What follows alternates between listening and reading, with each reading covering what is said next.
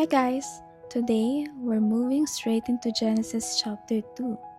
Now that the blueprint of the universe is set up from chapter 1, this is where the story gets incredibly personal. In chapter 1, God saw God as all-powerful cosmic creator, but in chapter 2, the lens zooms all the way in. We see him intimately shaping humanity with his own hands and introducing the actual mystery behind rest. Wherever you're listening from right now, just settle in, block out the noise, and let's lock into the text.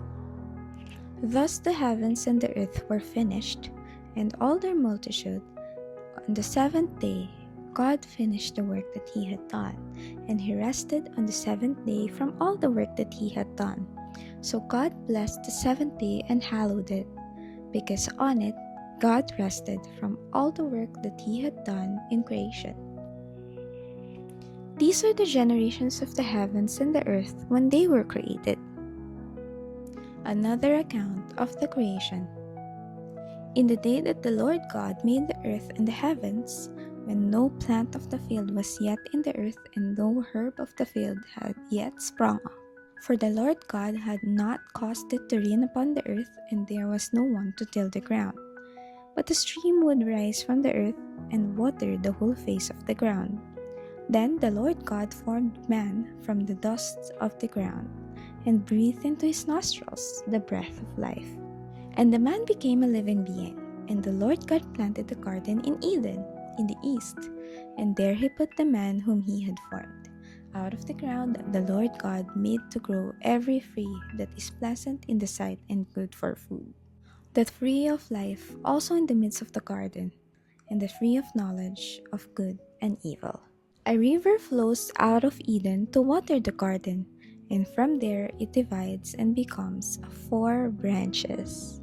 The name of the first one is Pishon. It is the one that flows around the whole land of Havilah, where there is gold, and the gold of that land is good. Bdellium and onyx stones are there. The name of the second river is Gihon. It is the one that flows around the whole land of Cush. The name of the third river is Tigris, which flows east of Assyria.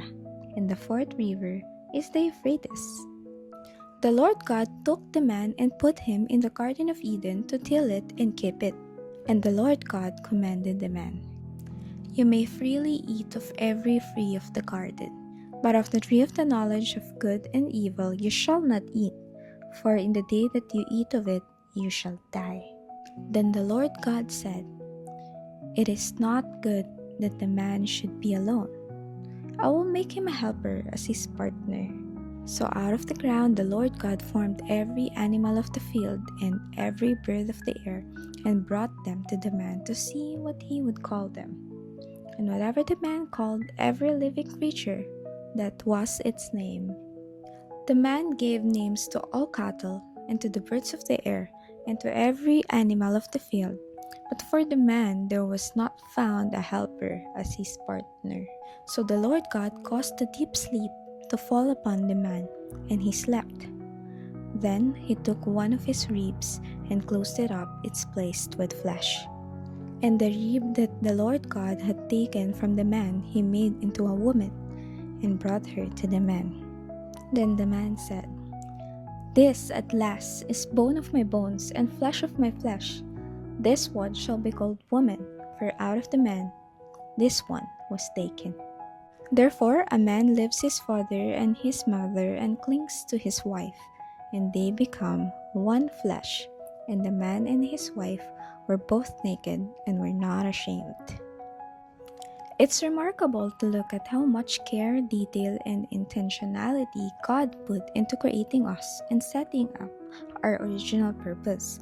We weren't just made to work, we were made for relationship and sacred rest. Thanks for chilling and diving into the scriptures with me today. Tomorrow, the story takes a massive dramatic turn in chapter 3 as we look at the origin of the temptation and the moment everything shifted.